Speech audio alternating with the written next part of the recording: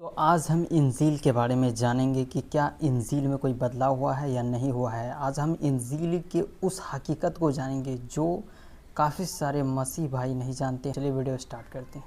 तो सबसे पहले हम आपको दिखा देते हैं कहाँ पर बाइबल में कहाँ लिखा है कि ईश्वर एक है दूसरा नहीं है। ठीक है, अभी हम जाते हैं मरकुस 12 के 29 में। तो यहाँ पर लिखा है, यीशु ने उसे उत्तर दिया, सब आज्ञाओं में से यह मुख्य है, हे इज़राइल सुन, प्रभु हमारा परमेश्वर एक ही प्रभु है और तू प्रभु अपने परमेश्वर से अपने सारे मन से और अपने सारे प्राण से और अपनी सारी बुद्धि से और अपनी सारी शक्ति से प्रेम रखना।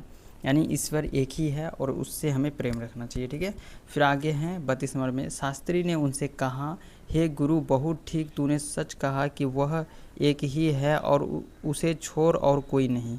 तो उसे छोड़ और कोई नहीं है, एक ही परमेश्वर है। यहाँ से साफ पता चलता है कि परमेश्वर का कोई साझेदारी नहीं है। ठीक है, अब देखते हैं पहला कुरिन्थियों के 12 के 4 में लिखा है, यहाँ पर इस तरह से है, 12 के 6 में चले जाते हैं, परंतु परमेश्वर एक ही है जो सब में हर प्रकार का प्रभाव उत्पन्न करता है कि किंतु सबके लाभ के हर एक को आत्मा का प्रकाश दिया जाता है। माने कि सबको लाभ पहुंचाता है और आत्मा को प्रकाश देता है। ठीक है, फिर आगे हम देख लेते हैं कहाँ पर क्या है। अब देखते हैं इफिसियों 4 के 5 में है, एक ही प्रभु है, एक ही विश्वास, एक ही बपतिस्मा और सब एक ही परमेश्वर और पिता है जो सबके ऊपर और सबके मध्य में और सब में है। यानी कि एक ही परमेश्वर है, एक ही प्रभु है। ये जो हम अभी आपको साबित करके दिखा रहे हैं, ये बाइबल की जो नया नियम की पुस्तक है उनसे हम साबित कर रहे हैं, क्योंकि ये जो नया नियम की पुस्तक है ना, ये इंजील है, जैसे इंजील कहा जाता है, सुसमाचार कहा जाता है। अगर हम पुराने नियम से साबित करेंगे तो कई सारे हमारे पास्टर या फिर कई सारे मसीह भाई कहेंगे कि वो तो पुराना नियम है, लेकिन अब नियम चेंज हो चुका है, अब नया वाला नियम आया तो इनके अनुसार हमें चलना चाहिए। तो हम यही नया नियम के अनुसार आपको दिखा रहे हैं क्या सही क्या गलत। ओके, तो वीडियो में लास्ट तक ज़रूर बने रहिए। आगे भी देख लेते हैं पहला तीमुथियुस 5 में। ठीक है, पहला तीमुथियुस 2 के 5 में है, क्योंकि परमेश्वर एक ही है और परमेश्वर और मनुष्य के बीच में भी एक ही विचवय है, अर्थात यीशु मसीह जो मनुष्य है। यहाँ पर साफ स्पष्ट कर दिया है कि एक ही परमेश्वर है और विचवय है, मतलब एक ही विचवय है, अर्थात यीशु मसीह जो मनुष्य है। यीशु मसीह हमारे गुरु हैं, ठीक है, जो हमें मार्गदर्शन कराते हैं, हमें सत्य और असत्य के बारे में बताते हैं, सही गलत के बारे में बताते हैं और हमें राह दिखाते हैं। तो प्रभु यीशु मसीह कौन है? हमारे मार्गदर्शक है। ठीक है, हमारे गुरु है यीशु मसीह। तो हम आगे देख लेते हैं कि परमेश्वर में कोई साझेदारी नहीं, परमेश्वर एक है। ओके, और इसी में आगे लिखा है, मैं इसी उद्देश्य से प्रचारक और प्रेरित और अन्य जातियों के लिए विश्वास और सत्य का उपदेशक ठहराया गया। मतलब यीशु मसीह खुद कह रहे हैं कि मैं प्रचारक और अन्य जातियों में प्रचार यानी सत्य का उपदेशक ठहराया गया, यानी ये परमेश्वर के द्वारा ठहराया गया यीशु मसीह। तो यीशु मसीह हम सबका गुरु हुआ। ठीक है, आगे देख लेते हैं कहाँ पर क्या है। अब जो लास्ट सवाल है कि ठीक है, यहाँ पर हम आपको दिखा रहे हैं कि यूहन्ना 13 के 13 में लिखा है, तुम यीशु मसीह अपने बारे में कह रहे हैं कि उसे यीशु मसीह किस नाम से पुकारा जाना चाहिए और यीशु मसीह कौन है। ठीक है, तुम मुझे गुरु और प्रभु कहते हो और ठीक ही कहते हो, क्योंकि मैं वही हूँ।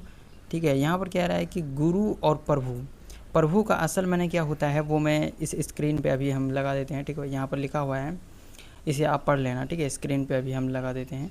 और यहाँ पर किस तरीके से लिखा हुआ है कि प्रभु का क्या अर्थ होता है और ये सही मायने है। ठीक है, प्रभु का मतलब ईश्वर नहीं होता है, खुदा नहीं होता है, उसका मायने कुछ और ही होता है। प्रभु का मतलब होता है जिससे अधिकार दिया गया हो, जो अधिकार जिसे अधिकार सौंपा गया हो किसी के मामले में। ठीक है, उसे प्रभु कहते हैं।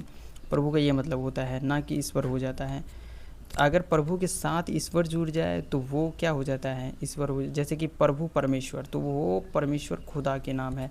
अगर सिंपल प्रभु आता है तो वो सिर्फ यीशु मसीह के लिए है। और प्रभु के साथ अगर परमेश्वर शामिल है, परमेश्वर शब्द शामिल है, तो वहाँ पर क्या होता है? वहाँ सर्वोच्च ईश्वर जो सबसे महान है उसका नाम है।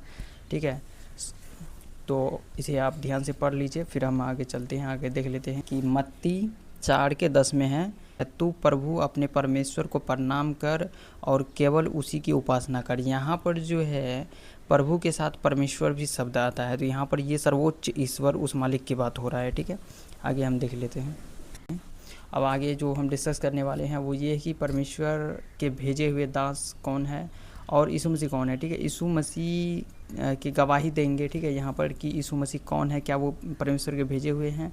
तो चलिए मैं आपको दिखाता हूँ कि यीशु मसीह जहाँ पर खुद कह रहे हैं कि मैं परमेश्वर के भेजे हुए हूँ, मैं उसके दास हूँ। तो चलिए इस विषय में हम आपको बताते हैं कि मत्ती 22:37 में उसने उनसे कहा, तू परमेश्वर अपने प्रभु से अपने सारे मन और अपने सारे प्राण और अपनी सारी बुद्धि और अपने बुद्धि के साथ प्रेम रख। बड़ी आज्ञा और मुख्य आज्ञा तो यही है। यीशु मसीह कह रहे हैं कि सबसे बड़ी आज्ञा तो यही है कि तुम अपने परमेश्वर से प्रेम रख, अपने बुद्धि से, अपने प्राण से। ठीक है, जबकि यीशु मसीह इस चीज़ का गवाही खुद दे रहे हैं, तो हम इस पर यकीन क्यों नहीं करें। ठीक है, आगे हम आपको वो आयतें दिखा रहा हूँ जिस पर यीशु मसीह खुद कहा कि मैं परमेश्वर का भेजा हुआ बंदा हूँ और मैं उसका सेवक हूँ। तो चलिए दिखाते हैं।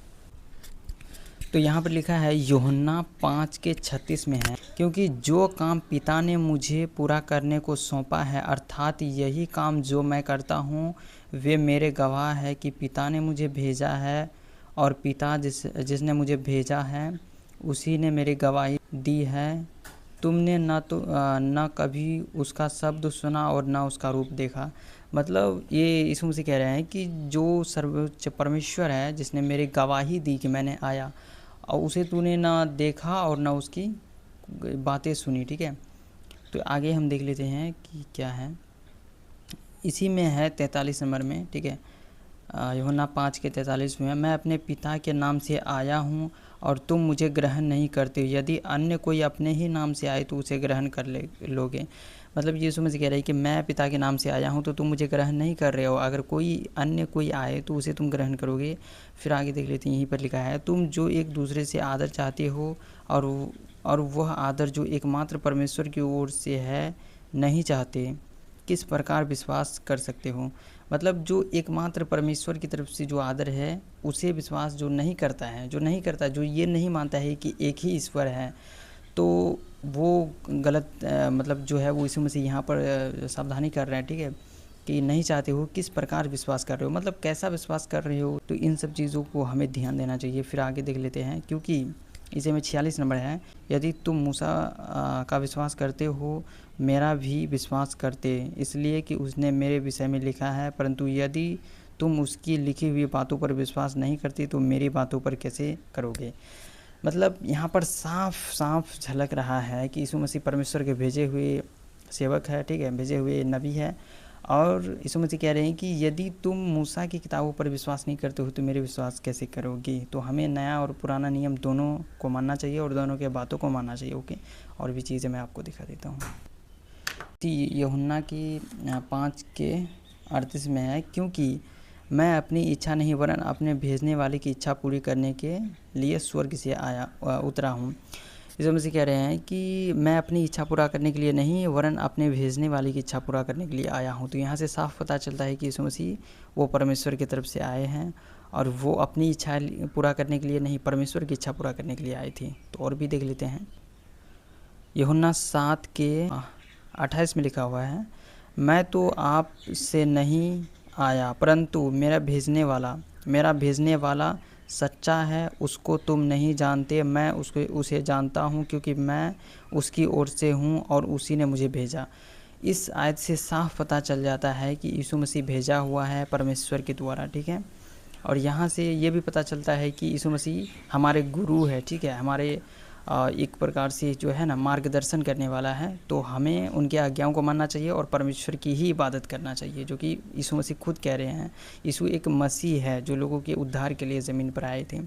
तो आगे हम देख लेते हैं, यूहन्ना 8:42 में है, यीशु ने उनसे कहा, यदि परमेश्वर तुम्हारा पिता होता तो तुम मुझसे प्रेम रखते, क्योंकि मैं परमेश्वर की ओर से आया हूँ, मैं आप से नहीं आया परंतु उसी ने मुझे भेजा। यीशु मसीह क्या कह रहे हैं कि मैं अपने आप से नहीं आया हूँ परंतु उसी ने यानी परमेश्वर ने उसे भेजा। तो प्रभु यीशु मसीह जो भी करते हैं वो परमेश्वर की मर्ज़ी से करते हैं, उनकी इच्छा से करते हैं, ना कि खुद के मर्ज़ी से। तो आगे भी देख लेते हैं इस बात का प्रमाण। और सबसे ज़्यादा चर्चा का विषय ये है कि यूहन्ना 10:35 में जो आता है और इसी के 30 में जो आता है, मैं और पिता एक हैं, इसका क्या मतलब होता है? मैं और पिता एक है का मतलब है कि उद्देश्य में, मकसद में एक हैं। जैसे ईसा मसीह का क्या मकसद थे? लोगों को सही राह दिखाना, सत्य की राह दिखाना। तो राह, मकसद के मामले में दोनों एक ही उद्देश्य थे। तो इसी मामले में ईसा मसीह ने कहा कि मैं और पिता एक हूँ। इसका मतलब ये नहीं होता है कि ईसा मसीह खुदा बन गया या ईश्वर है, ठीक है। 31 के आगे लिखा है 32 में, तो मैंने तुम्हें अपने पिता की ओर से बहुत से भले काम दिखाए हैं। यानी पिता की ओर से बहुत से कामें दिखाए हैं। यीशु मसीह ये नहीं कह रहे कि मैं खुद दिखाया, यीशु मसीह ये कह रहे हैं कि मैं अपने पिता की ओर से बहुत से काम दिखाया। उनमें से किन काम के लिए तुम मुझ पर पथराव करते हो? जो पथराव कर रहे थे यीशु मसीह पर, वो कह रहे हैं कि मैं पिता की ओर से बहुत सारे काम किए हैं और तुम मुझे क्यों पथराव करते हो? फिर इसी में आगे चलते हैं। और इसी में जो कई सारे लोग हैं जो गलत समझ लेते हैं कि यहाँ पर है कि पिता मुझ में है और मैं पिता में हूँ, इसी में लिखा हुआ है, इसी के 38 के नीचे में लिखा हुआ है। इसका क्या मतलब होता है उसे भी हम विस्तार से जानेंगे। वीडियो को लास्ट तक देखिए। हाँ, पिता मुझ में है, मैं पिता में हूँ। देखो ये कनेक्शन को जो बताता है, जैसे कि पिता मुझ में है और मैं पिता में हूँ, दोनों आपस में संबंध को दर्शाता है, ना कि एक ही ईश्वर को दर्शाता है। दोनों अलग अलग है, दोनों एक ही संबंध को दर्शाता है, क्योंकि परमेश्वर यीशु मसीह के ज़रिए अपना संदेश पहुंचा रहे हैं। तो इसलिए इसका ये मतलब हुआ है कि पिता मुझ में है और मैं पिता में हूं, तो ये इसके ज़रिए संदेश पहुंचा रहा है परमेश्वर। आगे चलते हैं, 35 में चलते हैं। जब यूहन्ना 10 के 35 में, यदि उसने मुझे ईश्वर कहा जिसके पास परमेश्वर का वचन पहुँचा, तो हाँ, पिता, तो जिसे पिता ने पवित्र ठहरा कर जगत में भेजा, तुम उससे कहते हो तू निंदा करता है। इसलिए मैंने कहा मैं परमेश्वर का पुत्र हूँ। परमेश्वर का पुत्र का ये भी गलतफहमी कितने मसीह भाइयों का होता है कि परमेश्वर का पुत्र, और भी सारे आयत है जहाँ पर परमेश्वर का पुत्र बताया गया यीशु मसीह को। आत्मिक रूप से हम कह सकते हैं, हम यीशु मसीह को ही नहीं कह सकते, हम सब परमेश्वर के पुत्र हैं, क्योंकि परमेश्वर ने ही हमें बनाया, तो हम परमेश्वर के संतान हैं। जिस्मानी तौर पे नहीं कह सकते कि हम परमेश्वर के संतान हैं। हाँ, रूहानी तौर पे हम कह सकते हैं कि परमेश्वर ने हमारे रूह को बनाया, आत्मा को बनाया, हमारे सब कुछ को बनाया, तो हम परमेश्वर के संतान हैं। ऐसा नहीं कह सकते कि जैसे कि इंसान किसी बच्चे को पैदा करता है उस तौर पर हम कहेंगे, तो ये गलत है, बहुत बड़ा ये गुनाह माना जाता है, ठीक है। कि उन्होंने हमें बनाया, हमारे आत्मा को बनाया। और इस बात का हम डिस्कस कर रहे हैं, ये कुरान में भी आता है कि अल्लाह ताला जब फरमाते हैं कि ए मेरे बेटे नमाज़ कायम करो, तो वो अपने बंदों को बेटा ही कहते हैं। तो हम सब जिस्मानी तौर पर नहीं, रूहानी तौर पर ईश्वर के बेटे हैं, ठीक है। इसमें कई सारे मुस्लिम भाई का भी डाउट्स होता है कि ईश्वर का मतलब अल्लाह को कोई बेटा नहीं है। कोई बेटा नहीं है, इस चीज़ को हम भी मानते हैं, लेकिन जिस्मानी तौर पर हम कह सकते हैं, प्रेम भाव के लफ्ज़ है ये, वो मर्ज़ी की बात है, ठीक है। आगे हम चलते हैं। और यूहन्ना 12 के 49 में लिखा हुआ है, क्योंकि मैंने अपनी ओर से बातें नहीं की, परंतु पिता जिसने मुझे भेजा उसी ने मुझे आज्ञा दी है कि क्या क्या कहूँ और क्या क्या बोलूँ। मतलब यीशु मसीह कह रहे हैं कि जिसने मुझे आज्ञा दी उन्हीं के अनुसार मैं बोलता हूँ, क्या कहूँ क्या क्या बोलूँ। आप खुद इस स्क्रीन में पढ़ सकते हैं, मैं स्क्रीन पे दे दिया, ठीक है, आप खुद पढ़ सकते हैं। और 50 में है, मैं जानता हूँ कि उसकी आज्ञा अनंत जीवन है, इसलिए मैं जो कुछ बोलता हूँ वह जैसा पिता ने मुझसे कहा मैं वैसा ही बोलता हूँ। मतलब जैसा पिता ने, जैसा परमेश्वर ने यीशु मसीह को आज्ञा दिया और यीशु मसीह वो वैसा ही करते हैं, ठीक है। और इससे साफ पता चलता है कि यीशु मसीह कौन है, वो परमेश्वर के भेजे हुए बंदे हैं, दास है, सेवक है, नबी है, पुत्र हैं, ठीक है, ना कि खुद परमेश्वर। तो ये गलतफहमी काफ़ी सारे मसीह भाइयों का भी होते हैं, इसका ये असल मैंने होता है, ओके। तो आगे हम बढ़ते हैं और देखते हैं। और आगे है यूहन्ना की ही पुस्तक में हमें मिलता है कि यीशु मसीह कहाँ से आया और वो सेवक है कौन है। यीशु मसीह के बारे में जानकारी हमें मिलता है साफ़ तौर पे यूहन्ना की पुस्तक में। और इसी में जब हम आगे चलते हैं 13:3 में, यीशु ने यह जानकर कि पिता ने सब कुछ मेरे हाथ में कर दिया है और मैं परमेश्वर के पास से आया हूँ और परमेश्वर के पास जाता हूँ। मतलब मैं, यीशु मसीह कह रहे हैं कि मैं परमेश्वर के पास से आया हूँ और परमेश्वर के पास जाता हूँ। मैं साफ़ तौर पे आप लोगों को समझा देता हूँ, ठीक है। ये प्रभु यीशु मसीह जो है जो कह रहे हैं वो पढ़ने से ही समझ में आ जाता है, ज़्यादा कुछ समझाने की ज़रूरत नहीं है। तो और भी हम आपको दिखा देते हैं। सबसे चर्चे की विषय ये है, यूहन्ना के 14:9 में नीचे लिखा हुआ है, जिसने, यानी कि यहाँ पर है, पढ़ के सुना देते आपको, जिसने मुझे देखा है उसने पिता को देखा। इसका क्या मतलब होता है? देखो, इसका सही मतलब हम साफ लफ्ज़ों में समझाते हैं। परमेश्वर कौन है? वो परमेश्वर मनुष्य के जैसा है, मनुष्य के स्वरूप में है, क्योंकि परमेश्वर जब उत्पत्ति में हम पढ़ते हैं, उत्पत्ति के पुस्तक में, तो परमेश्वर अपने अनुसार मनुष्य को बनाया। तो परमेश्वर कौन? हमारे स्वरूप के अनुसार है, लेकिन उसके शक्ति, उनके पावर, उनकी ताकत असीमित है, उसका कोई अंत नहीं है। ठीक है, तो वो एक आकार में तो है, लेकिन उसके ताकत, उनके शक्ति का कोई निश्चित नहीं है, मतलब वो अनंत है। तो इस तौर पर यीशु मसीह ने कहा कि जिसने मुझे देखा उसने पिता को देख लिया, क्योंकि पिता मनुष्य के स्वरूप जैसा ही है। अर्थात जो यीशु मसीह जो कह रहे हैं कि हम सब जो ईश्वर के संतान हैं, परमेश्वर के स्वरूप के अनुसार हम सब उत्पन्न हुए हैं, तो हमारे जैसा ही परमेश्वर है, लेकिन उनके शक्ति, उनके ताकत और उनके पावर सबसे ज़्यादा और बहुत ज़्यादा, और जिनके अंदाज़ा हम लोग नहीं लगा सकते हैं।